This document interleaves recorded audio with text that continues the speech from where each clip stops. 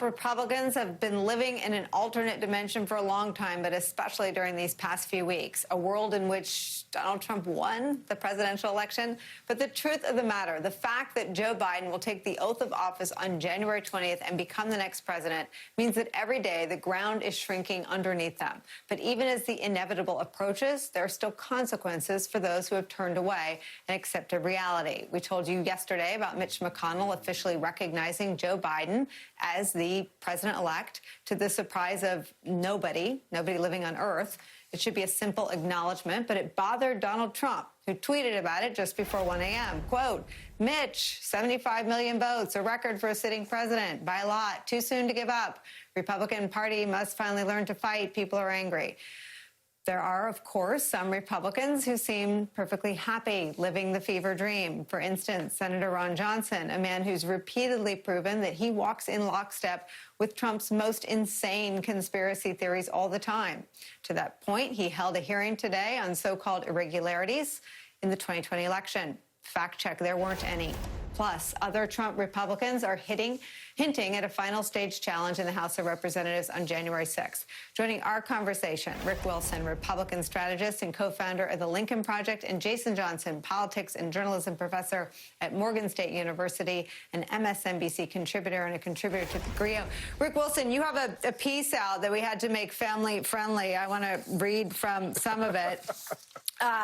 Trump's axis of bleep holes just completed its hostile takeover of the Republican Party. Under McConnell's dark tutelage, we'll see a generation of GOP senators liberated by the understanding that the Republican Party no longer sits on any kind of ideological foundation. He knows that the new faith in Trumpism means that he leads a movement that believes in nothing more than the retention and expansion of political power, and in that knowledge liberates McConnell. He'll make common cause with the forces of the Trumpist authoritarians to hold his position or expand it in 2022. This is a marker that needs to be put down, and anyone who hasn't watched Mitch McConnell over his career needs to understand that there is no ideology. Can you just flesh that out and talk about your piece? Sure. Well, thanks for having me, Nicole. One of the things about McConnell has always been that he's an operator. He is a guy who cares about the deal. For him, the action is the game. So there's no real deep-seated conservative ideology there. And in a lot of ways, the fact that his caucus essentially got away with 4 years of pretending Trump was a normal part of the Republican Party and is now trying to slither into the exits and say, yeah, forget about the last 4 years. It's a perfect segue for McConnell to become the leader of this sort of nihilist Republican faction that, again, they don't believe in anything now. There is no there. There is nothing that motivates them. There's nothing that informs them beyond power. And now that Trump is leaving the scene, you will have some hangers-on like Ron Johnson and Josh Hawley and Tom Cotton and Marco and Ted Cruz, all these people. They will hang on to sort of the populist Trumpism dream for a bit. But McConnell now basically is going to do whatever he can to shape the battlefield for 2022, to try to retain or expand his advantage, as I said in the piece, because that's all he is. He's like a doofy-looking, squishy Terminator from the future, and all he wants to do is, it's come with me if you want to have a majority. This is all he's got. Jason, I want to associate myself with everything, even the bad words in Rick Wilson's piece. But my question for you is, how do you make they're doing lasting harm. The Republican Party's done, so forget about the damage they've done to what was once a political party. Right. They're doing lasting harm to the country. How do you turn that into something for which they have to pay a political price in 2 years?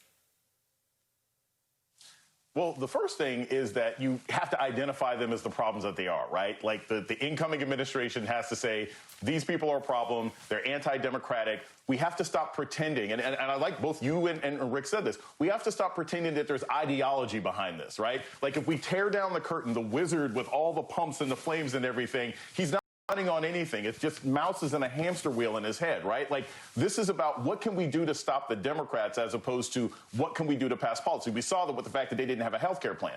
So the Democrats need to recognize that the only way to battle this sort of lack of ideology, this just extreme sort of obstructionism, is to make sure that people can actually vote and make these guys face consequences. The reason that Mitch McConnell gets to do what he wants to do is because you have so many different states where there's nothing competitive going on, where you can't knock off major lieutenants of the Republican Party. If the Democrats make this a focus of like, look, these guys don't stand for anything, we stand for something, knock this person out of office so that you can get COVID relief, you can get health care, you can get rent relief, that is how you solve the problem. And eventually, maybe 4, 8, 12 years from now, the Republican Party will retransform itself into a party that actually cares about fiscal conservatism again and law and order, as opposed to just who's got power and who can stop Joe Biden the fastest. Rick Wilson, your co-founder of the Lincoln Project, Steve Schmidt, announced on a podcast with David Plouffe that he has registered as a Democrat. I have a two-part question for you. Have you done that? Will you done that? And two, you are one of the Republican Party's most skilled messengers and political strategists and operators. And it's rare in the Republican Party that there's someone that can do both those things like you can. Where will you focus those efforts? Will they be 100% behind a Biden presidency over the next 4 years? Well, first off, Steve's decision to do that was an interesting expression. There's only one party that in this country right now with any kind of intent. And the Republican Party is only defined as, are you a Trump or not? Are you a Trumper or not? If you're not, you're out of the party. And so Steve's choice there was I think, logical and commendable. I'm a registered independent right now, a non-party affiliated voter in the state of Florida, as they say. But I'm going to continue with my colleagues in the Lincoln Party. We're going to continue to work, Lincoln Party, excuse me, that was a Freudian slip, Lincoln Project. We'll come to your party. Folks. We're going to continue to do the things we set out to do a year ago tomorrow in the New York Times. We wanted to defeat Donald Trump because he was a proximate danger to this country. We wanted to defeat Trump's enablers, which is an ongoing mission. And we wanted to defeat Trumpism. And, whenever you fail, you should acknowledge it.